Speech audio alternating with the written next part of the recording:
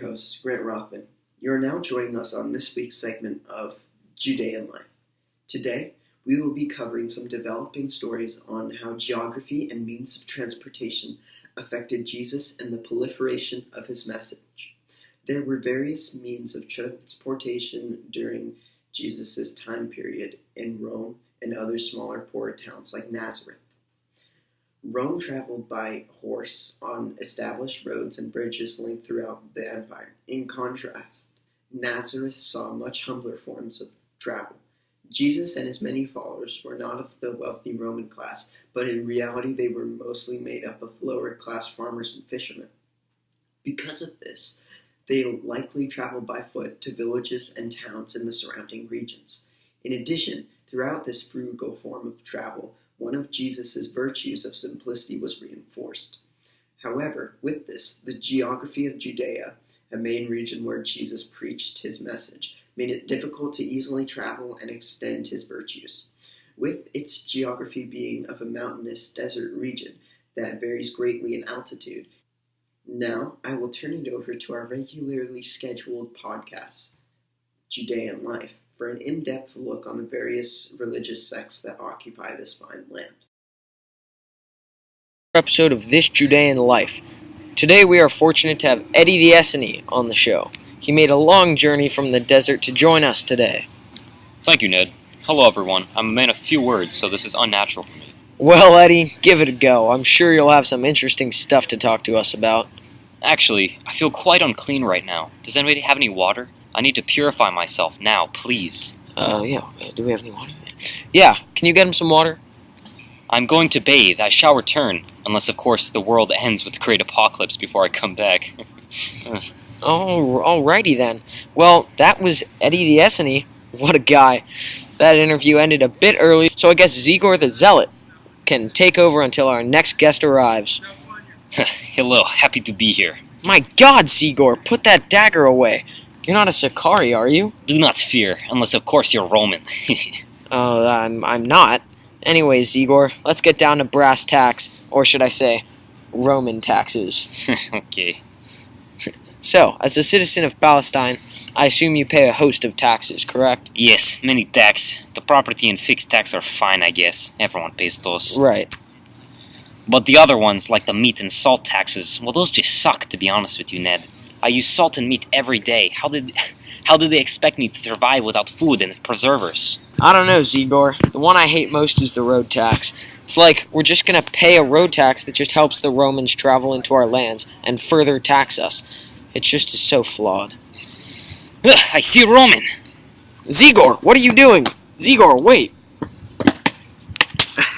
No! Oh boy, Zigor, no. That's not a Roman. That's just the cameraman wearing a toga for Halloween. Oh well, too late, I guess. Okay, Zigor, I think that'll do for your time here today. Goodbye. Next up, we have Fabricio the Pharisee. Hello, Fabricio. Hello, I'm very excited to be on the show. And we're happy to have you. Did you by any chance get to stop by Joe the Trader's shop last Sabbath? What do you mean? Sabbath day is for our Lord our God. Joe shouldn't be working. He must be punished immediately for disobeying the laws. I must let my friends down at the synagogue know about this. Fabricio, where are you going? Come back. We need you for the podcast. Without you, we'll have to talk to Sammy the Sadducee. Oh, no. Hi. Hello, Sammy. Call me Samuel or Raya. That's what my parents named me. I don't see why I should ever change my name. It's always been Samuel Oriah.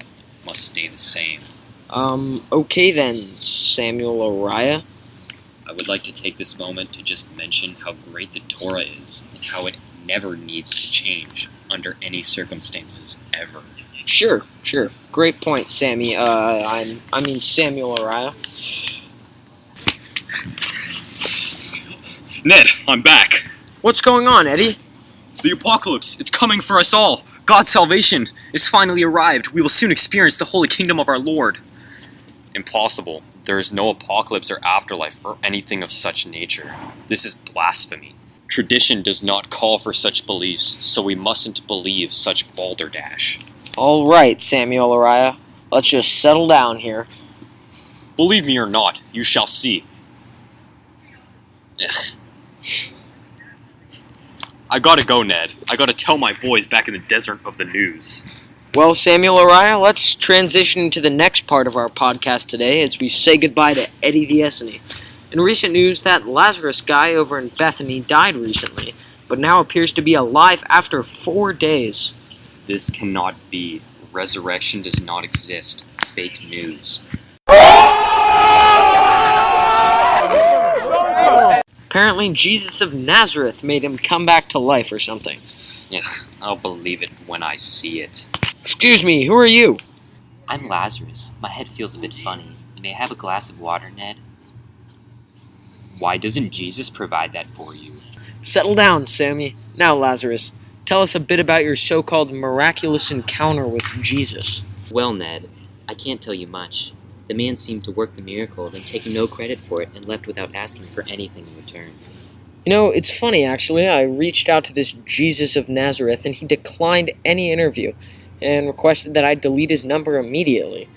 I asked him if I had the right miracle worker, and he claimed that he was no such man. Ah, yes. He seems to want to keep his powers hidden. Very odd. Anyway, Ned, could I please get that water? Ah, yes, of course. I'm leaving. You're all a bunch of morons for believing this absurd resurrection story. Sad to see you go, Sammy. Call me Samuel Araya. If you live in Rome, Judea, Nazareth, or any other society, make sure to pay a visit to our sponsor, Managed Motors, at www.managedmotors.com. They're an auto buying management firm, and they're dedicated to helping you buy, sell, or lease your car.